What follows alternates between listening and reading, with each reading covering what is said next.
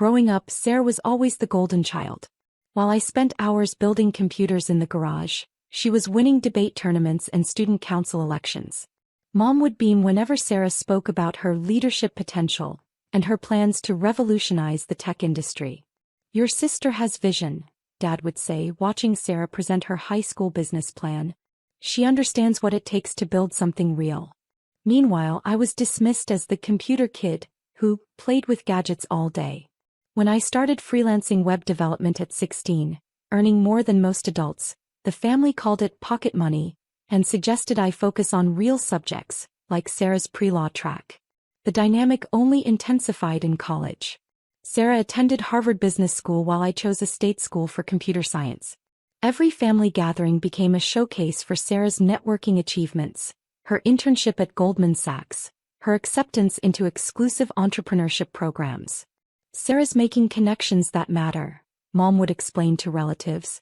"She's building relationships with future CEOs and venture capitalists. That's how real business gets done." When I mentioned my software projects or the apps I was developing, the conversation quickly shifted back to Sarah's latest academic honor or business competition win. I learned to stay quiet during these discussions, focusing on my code instead of family recognition. After graduation, Sarah launched her tech startup with great fanfare. The family invested their savings, convinced they were backing the next Silicon Valley success story. Local newspapers covered her launch event. LinkedIn was flooded with congratulations from our extended network. "Sarah's company is going to change everything," Dad proclaimed at that year's Christmas dinner. "She's got the business acumen and the vision to make it work." I had quietly started my own software consultancy, working with Fortune 500 companies to optimize their digital infrastructure. The work was highly technical, extremely profitable, and completely invisible to anyone outside the industry. While Sarah held press conferences, I was solving complex problems for clients who paid premium rates for discretion. My bank account grew steadily, but I drove the same used Honda and lived in a modest apartment. The family assumed I was barely scraping by as a freelance computer guy. When they asked about my work, I'd mention some programming projects and quickly change the subject. Sarah's startup, meanwhile, was burning through capital at an alarming rate. The initial excitement had faded into the harsh reality of market competition, product development challenges, and customer acquisition costs. But the family remained optimistic, convinced that Sarah's Harvard training would eventually pay off. "It's just growing pains," Mom would assure worried relatives. "All successful startups go through this phase." 2 years after Sarah's launch, her company was hemorrhaging money. The initial funding round was nearly exhausted, and potential investors were asking difficult questions about revenue projections and market viability. Sarah needed a major capital injection to survive. That's when I made my move. Through a network of shell companies and investment vehicles, I became Sarah's largest anonymous investor. The $150 million injection came through a prestigious venture capital firm that specialized in tech startups. To Sarah and the family, it looked like validation from the industry's most respected players. I knew Sarah would attract serious investors, Dad celebrated when the funding was announced. "This is exactly what we expected from someone with her background." The investment terms were structured to give me significant control over company decisions while maintaining complete anonymity. Sarah believed she had convinced sophisticated institutional investors to back her vision. In reality, she was being funded by her unsuccessful younger brother who supposedly understood nothing about real business. The irony was perfect. Every board meeting, every strategic decision, every major company direction was ultimately under my control. Sarah would present her plans to investors who she thought were evaluating her business acumen, not knowing that the primary decision-maker was someone she had dismissed as a pretend entrepreneur. Sarah's funding success elevated her status within the family to near-celebrity levels. Every gathering became an opportunity for her to share updates about her revolutionary company and the sophisticated investors who believed in her vision. Sarah's investors include some of the most successful people in Silicon Valley, she would explain to impressed relatives. They don't just provide capital. They provide strategic guidance from decades of experience building successful companies. The family hung on her every word. Sarah had become their proof that hard work, proper education, and business fundamentals would inevitably lead to success. She represented everything they believed about achievement and recognition. Meanwhile, my actual success remained completely invisible. The consultancy had grown into a multi-million-dollar operation with clients across 3 continents. I had developed proprietary software that Fortune 100 companies licensed for substantial annual fees. My personal net worth had reached levels that would have shocked the family. But I maintained the same modest lifestyle and humble demeanor. When Sarah talked about her company's growth trajectory and investor relationships, I would nod politely and ask thoughtful questions. The family interpreted my questions as curiosity from someone who didn't really understand business, rather than insights from someone who was secretly controlling the entire operation. "It's nice that you're interested in Sarah's success," Mom would say privately. "Maybe you can learn something about real business from watching her work with professional investors." The family gathering that changed everything happened on a rainy Sunday in November.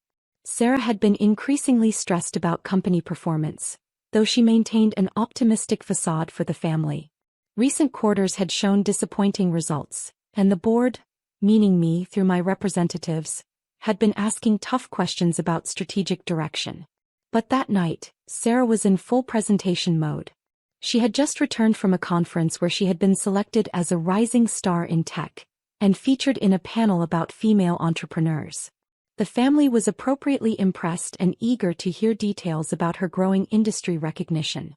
"The networking opportunities are incredible," Sarah explained, gesturing enthusiastically with her wine glass. "When you're operating at this level, you're connecting with investors, advisors, and entrepreneurs who understand how to build serious companies." She glanced in my direction with what could only be described as pity mixed with condescension. "It's a completely different world from what most people understand about business. You have to think strategically, understand market dynamics, manage investor relationships, build scalable systems.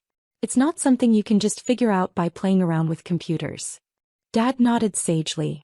"That's the difference between real entrepreneurship and hobbies that people call businesses." Mom chimed in. "Sarah learned the fundamentals at Harvard. She understands how to work with serious investors who expect professional-level business operations." I continued eating quietly, occasionally asking questions about specific aspects of her company's performance. The family interpreted my questions as brotherly interest rather than the inquiries of someone who had access to detailed financial reports and board meeting minutes. Then Sarah made the comment that sealed her fate. "The thing about real business," she said, looking directly at me, "is that you can't fake it. You either understand how to work with institutional investors and build scalable operations, or you're just playing pretend entrepreneur with your little online thing." The table erupted in supportive laughter. Even our usually diplomatic aunt joined in the general agreement that Sarah had perfectly captured the difference between serious business and amateur dabbling. "Stop playing pretend entrepreneur," Sarah announced with finality. "Your little online thing isn't real business." Everyone laughed harder. I nodded quietly and replied, "Understood." But inside I was already composing the email that would destroy everything. I spent Sunday night reviewing Sarah's company files. As the controlling investor, I had access to every financial document, every board presentation, every strategic plan. The numbers told a stark story. Despite the infusion of my $150 million, the company was still losing money at an unsustainable rate. Sarah had used the investment to expand rapidly without addressing fundamental business model problems. Revenue per customer remained low, customer acquisition costs were climbing, and competitive pressures were intensifying. The company needed another major funding round within 6 months, or it would face serious cash flow problems. More importantly, the board had been growing increasingly concerned about Sarah's strategic decision-making. Several key hires had been disasters, product development timelines were consistently missed, and partnership deals had fallen through due to unrealistic expectations. The investors, meaning me, had been patient, but patience was running thin. Monday morning, I sent a carefully worded email to the managing partner at the venture capital firm that served as my front for the investment. After careful consideration of recent performance data and strategic concerns raised in our last board meeting, I wrote, "I believe it's time to reconsider our position in this investment. Please initiate the process for a complete withdrawal of our $150 million stake. I want all funds transferred back to our primary accounts by the end of the week." The email was professional, businesslike, and devastating. Withdrawing $150 million from a startup would not just damage the company, it would effectively kill it. No other investor would step in to replace that level of funding, especially after such a dramatic vote of no confidence from the lead investor. Within hours, the venture capital firm had contacted Sarah to schedule an emergency board meeting. Sarah called me Tuesday morning, and her voice had lost all its usual confidence. "Something weird is happening with the investors," she said. "They want to meet tomorrow and they're talking about strategic repositioning and capital reallocation. I don't understand what's going on." I expressed appropriate concern. "That sounds stressful. Do you think it's related to the quarterly numbers?" "I don't know," Sarah admitted. "The performance hasn't been perfect, but we're building for long-term growth. Real investors should understand that tech companies go through difficult phases before they scale." Wednesday's board meeting was brutal. The venture capital representatives, acting on my instructions, presented a comprehensive analysis of the company's problems. Revenue projections were unrealistic, cost management was poor, strategic execution was consistently falling short of expectations. "We've been patient," the lead partner explained, "but our analysis indicates fundamental problems with the business model and execution strategy. We don't believe additional capital investment would be productive at this time." Sarah fought back with presentations about market opportunity, competitive advantages, and long-term vision. But the numbers were undeniable. The company was burning through cash without generating sustainable growth. "We've decided to withdraw our investment," the partner announced. "Effective immediately, we'll be liquidating our position and reallocating capital to more promising opportunities." Sarah was stunned. "You can't just withdraw $150 million overnight. The company will collapse without that funding." "We understand the implications," the partner replied coolly. "But our responsibility is to our own investors, and we can't justify continued support for operations that aren't meeting performance expectations." By Thursday, word had spread through the family that Sarah's company was facing a crisis. The sophisticated investors had suddenly pulled their support, leaving the startup in desperate need of emergency funding. Mom called a family meeting for Friday evening. "We need to figure out how to help Sarah through this difficult time," she announced. Sometimes even the best entrepreneurs face setbacks when investors don't understand their vision. The gathering felt like a war council. Sarah sat at the head of the table, looking exhausted but determined. She had spent the week frantically calling potential investors, trying to find someone who would replace the withdrawn funding. "It's just a temporary setback," she insisted. "The investors got spooked by some short-term performance issues, but the fundamental business model is sound. I just need to find investors who understand long-term value creation." Dad nodded supportively. "Sarah's built something real. The right investors will recognize that." I listened quietly as the family discussed potential solutions. Uncle Robert suggested leveraging his business connections. Aunt Linda offered to reach out to her network of wealthy friends. Mom and Dad talked about liquidating their retirement savings to provide bridge funding. The desperation was palpable. Sarah's company had become central to the family's identity and financial planning. Everyone had assumed that her success was inevitable, that her Harvard training and professional approach would naturally lead to massive returns. "What we need," Sarah said, looking around the table, "is someone with real money who understands the tech industry. Someone who can write a check for $50 million or $100 million without blinking." She glanced at me with a mixture of frustration and pity. "Unfortunately, this kind of investing requires serious capital and industry expertise. It's not something you can just figure out by playing around with computers." I had planned to let Sarah's company fail quietly. The withdrawn investment would force her to either find new funding, which would be nearly impossible given the circumstances, or shut down operations. It would be a clean, professional lesson in business reality. But her continued condescension changed my mind. "Actually," I said quietly, "I might be able to help." The table fell silent. Everyone turned to look at me with expressions ranging from confusion to polite skepticism. I know you need sophisticated investors," I continued, "but I've actually been following your company pretty closely. I have some thoughts about what might work." Sarah managed a patronizing smile. "That's sweet of you to offer, But this really requires people who understand institutional investing and tech company valuations. It's incredibly complex. I understand, I said. Let me make a call.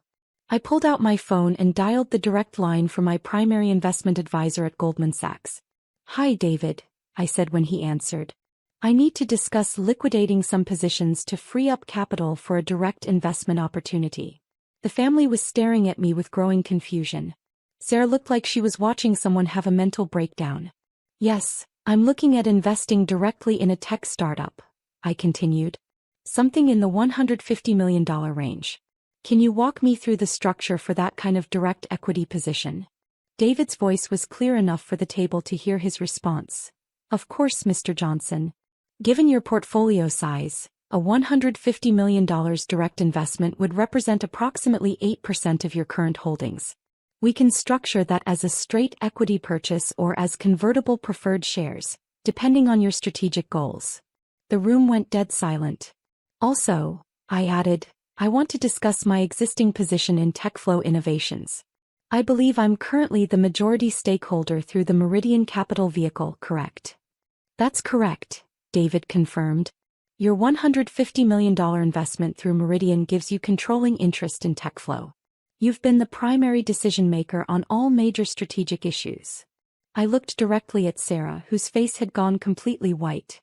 David, I said, I'd like to schedule a board meeting for Monday.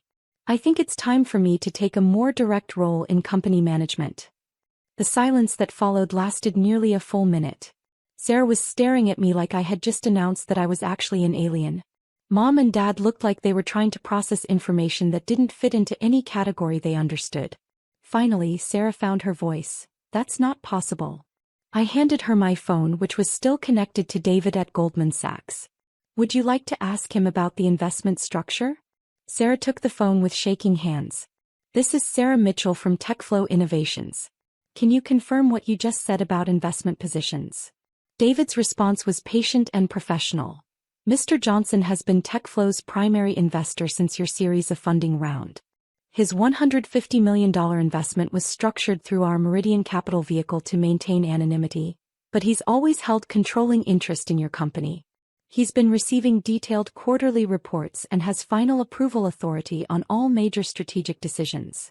Sarah hung up the phone and stared at me with a mixture of shock, confusion, and dawning horror. You're the investor, she whispered. I'm the investor, I confirmed. You've been controlling my company for 2 years. I've been providing capital and strategic oversight, yes. The family was still trying to process what they had just heard.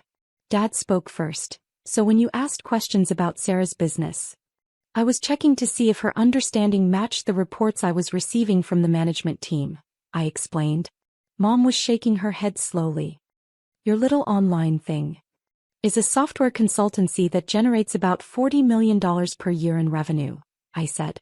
The startup investment was funded from my personal savings. Sarah's face was cycling through a range of emotions: shock, embarrassment, anger, and something that looked like grief.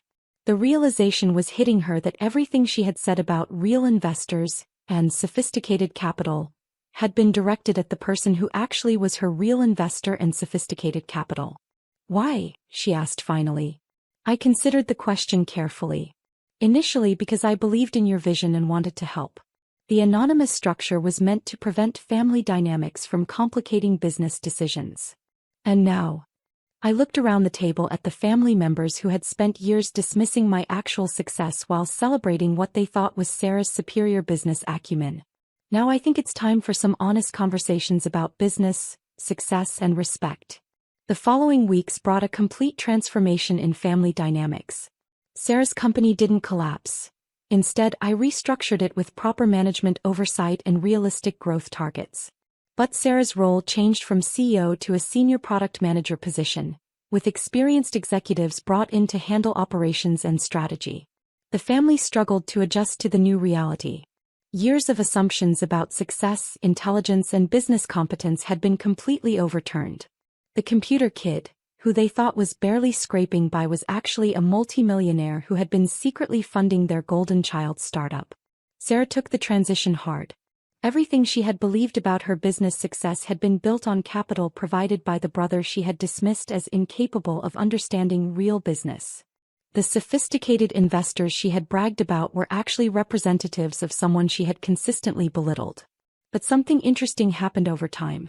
Once Sarah stopped trying to prove her superiority and started actually learning from experienced mentors, she began to excel.